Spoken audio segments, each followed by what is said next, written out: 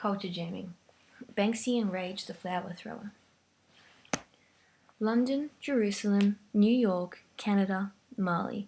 Not much in common, right? They're littered with people, yes. Animals, yes. And street art, yes.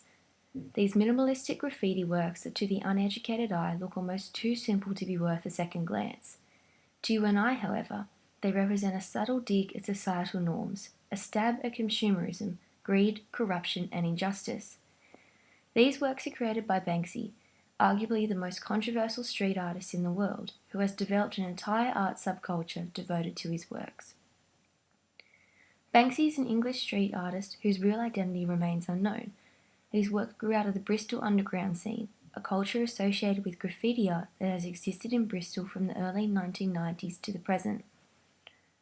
One of his most noted works is entitled Rage the Flower Thrower. It was created in Jerusalem 2003 in response to violent political protests that occurred when a ceasefire between Israel and Palestine was unsuccessful, resulting in over 60 people killed in the conflict. Ironically, Jerusalem was once called Jerusalema, meaning City of Peace.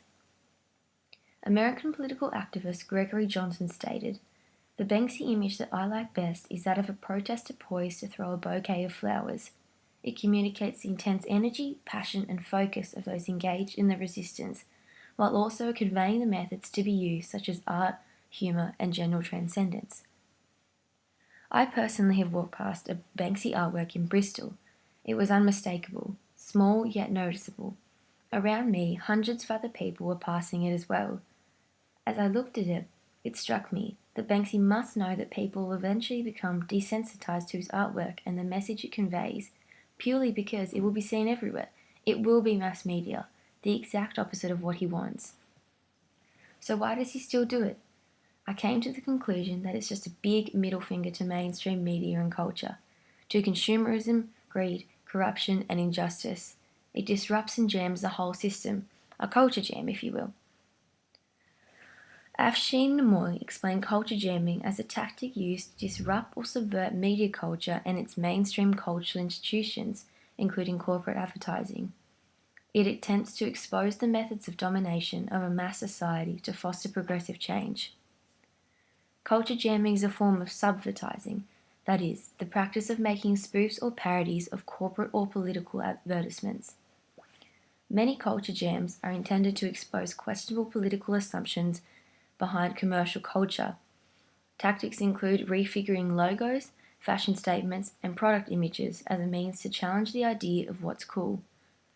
Culture jamming often entails using mass media to produce ironic or satirical commentary about itself, commonly using the original medium's communication method.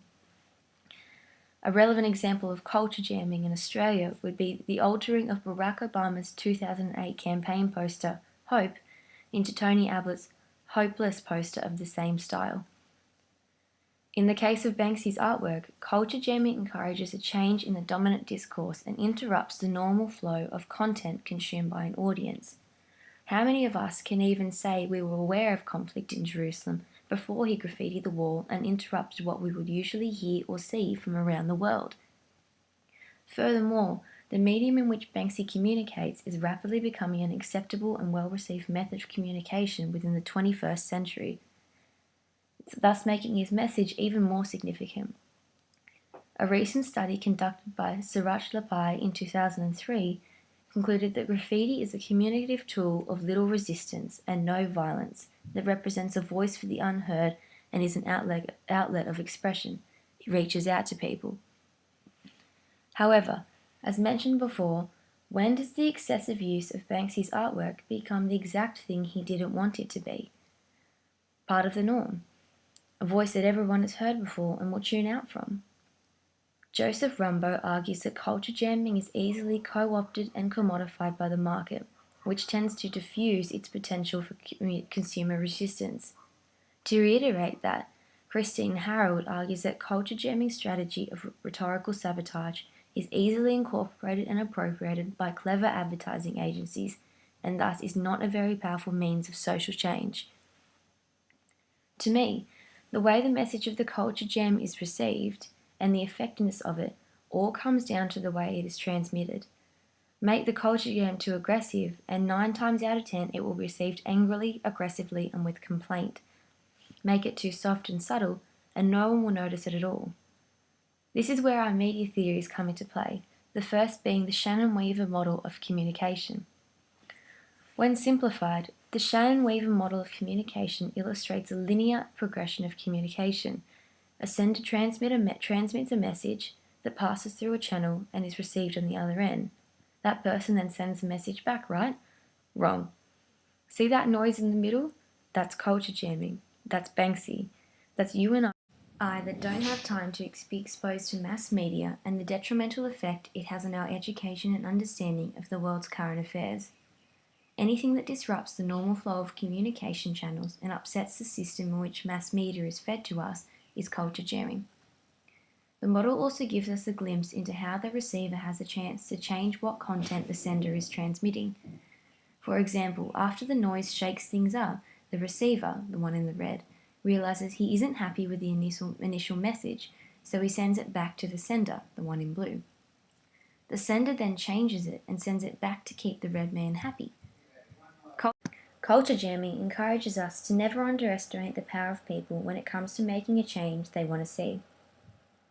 The concept of exposure to culture jamming and having the power to manipulate the sender relates closely to the agenda setting theory as well. That is, if a news item is covered frequently and prominently, the audience will regard the issue as more important. In this instance, what the sender picks as important, the receiver also sees as important until the noise or culture jam interrupts it. This means that both parties have heavy exposure to the culture jam, as it literally is stuck in between them. This works both in favour of and against culture jamming.